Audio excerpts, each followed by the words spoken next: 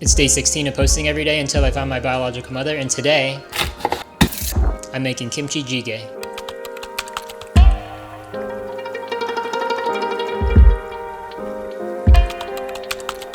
The first time I ever had any Korean food was actually when I visited Korea when I was like 26 or 27, and I was really blown away. I think since then I've tried to experiment a little bit with cooking Korean foods, but mainly just marinating meats and having like a bibimbap bowl, which I don't even know if I'm making right. Since I've been consuming all things Korean lately, I figured it was time to actually consume some Korean food. And I don't think I've ever actually tried kimchi jjigae, which is why I wanted to give this a shot. I grew up on a very American diet, eating pizza and chicken wings and cheeseburgers, and really my only exposure to Asian cuisine was like fast food Chinese. And then when I moved to California in my 20s, I was exposed to just so much more Asian food options. And I feel like I've just kind of naturally started to gravitate towards cooking a lot of Asian food for myself. But never have I cooked kimchi jjigae, so we're gonna give this a shot today and see how it turns out. Kimchi jjigae is a stew that Koreans have made for generations. The ingredients are fermented kimchi, gochujang, gochugaru, chicken broth, tofu, pork, green onion, sweet onion, garlic, and I chose to add mushrooms. It's simmered low and slow so the flavors can deepen. It's the dish Koreans turn to when they're cold, tired, or homesick, and pardon my pronunciation, but a bowl of it is said to taste like Iyoma ui sonmat, which translates to the flavor of a mother's hands. It's a term used to describe the flavor that a meal carries when made with the love and care of a mother or grandmother, which makes kimchi jjigae feel like the perfect fit for the ancestral journey I'm currently on. Alright, I don't really know what I'm doing, but we're gonna go for it. Let's take a look at the recipe here. I just ChatGPT'd like the ingredients, then I looked up a different recipe online, so I'm kind of like mixing and matching these two right now. One of the recipes said a pound of kimchi. I don't have a scale. The other recipe said like a cup and a half of kimchi. So I'm gonna go with that. This is 1 cup. Oh wow, I'm gonna like use all my kimchi up already. Within like the past 2 days I've like eaten almost a half jar of this. Okay, we'll call that 1 cup. Put that in the pan. And we'll go for a half a cup. Actually didn't like kimchi at all until I went to Korea and someone grilled it for me. And I thought it was delicious. Alright, let's see what else we got here. It says 2 sliced green onions. I cut up 3. I think I garnish the 3rd one maybe afterwards. I don't know, just throw that shit in there. In the picture there's onions in there already too. I don't know, I'm just gonna throw all this in here. We're just going for it tonight, honestly. This is generally how I like to cook anyways, without recipe, just kind of a general idea. One of the recipes called for garlic, the other didn't. I don't know, I like garlic, so I'm putting a whole bunch of garlic in here. I have faith that this is going to turn out great, actually. We gotta add the gochujang. I don't know if I'm saying that right. Gochujang. It's a hot pepper paste. This packaging is interesting. I don't know how much this calls for. 1 tablespoon. Got 1 tablespoon of this. Wow, I'm gonna have a lot left over. Gotta figure out other things to cook with this. It's a bit more, but let's plop that in there. I have a feeling this is not gluten-free. Oh well, we're going for it. 2 teaspoons of gochugaru, which is this guy here. This red pepper powder flakes. How much did I say? 2 teaspoons? This is a 1/4 teaspoon. I don't know if I have a... Alright, I got a half a teaspoon, so just like, I guess, 4 of these. It says drizzle some sesame oil in here. Drizzled. I think it wanted me to add some of this kimchi juice in here too. I don't know, gonna go for it. I gotta add the pork too. This is a lot of pork. I don't know if I need all of this, but you know, we're gonna cook most of it. Yeah, you know what? We're putting it all in. Just gonna put it all in. Maybe not. Oh, there's not much left. We're putting it all in. We're putting it all in.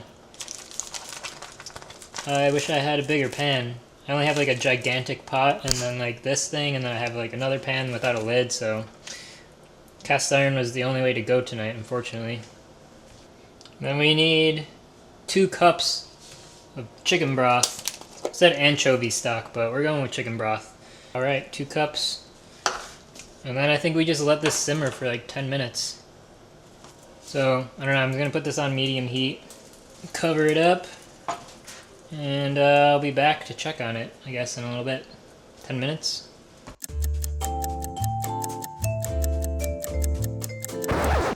All right, it's 10 minutes.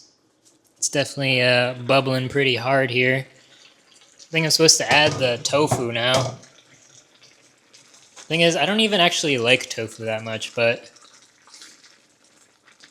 figured can't skimp out on authenticity here.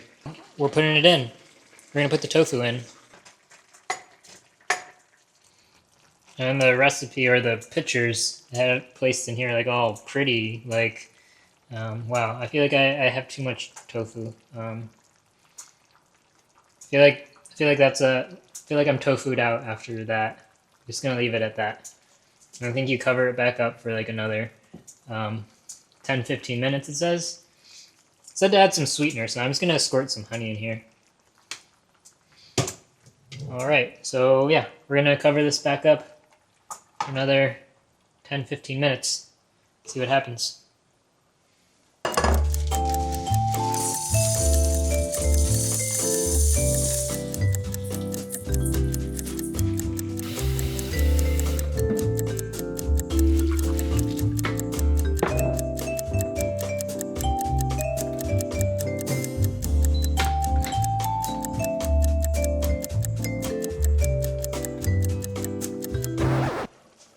Alright, so I think it's done. I still got a few minutes on the rice, but that's like 25 minutes in here. Wow. It's pretty good. I'm excited. It smells amazing. I'm gonna plate this up and get to eating.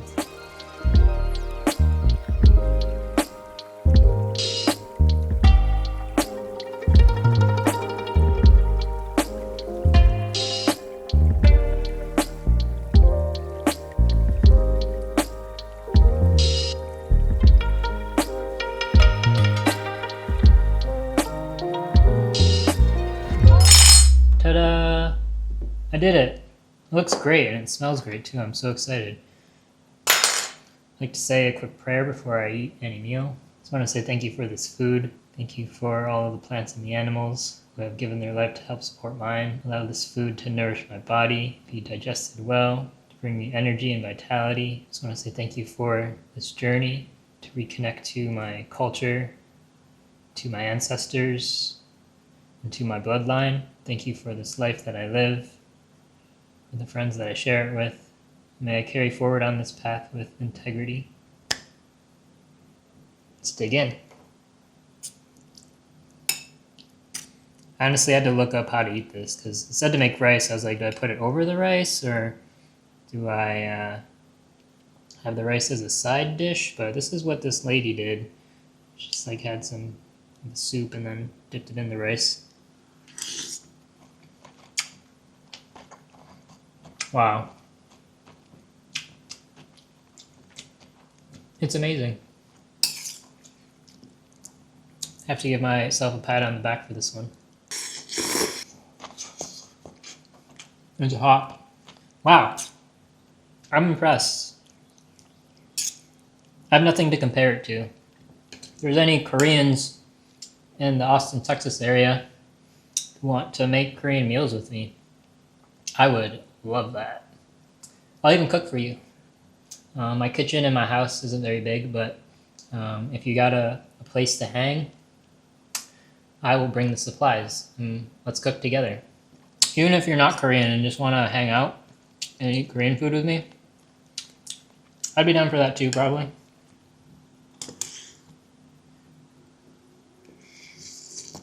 I think food has to be the most fun way to connect to a culture. I guess other than visiting it, but yeah, this is awesome. I gotta do this more often. Excited to discover what other kind of Korean foods are out there that I could possibly make. shout out to Koreans for having such awesome food. I feel like it's so different than the other Asians. Now, I think I embarked on this journey, I knew that there would be kind of a range of emotions. Some tough days, some challenging days. But I think I wanted to set the intent to have a lot of fun with this too. And tonight is one of those nights. I'm having a blast eating this kimchi jjigae. The tofu is pretty good too, you know? I had a bad experience one time with a pad thai, and I was like vomiting all night and just saw this tofu and peanut butter sauce was coming out. And yeah, since then I've been turned off by tofu. But right now, I'm digging it. I'm into it. Hoping we don't have a repeat of that experience, which I don't think we will. Oh shit. Ugh. Don't judge me.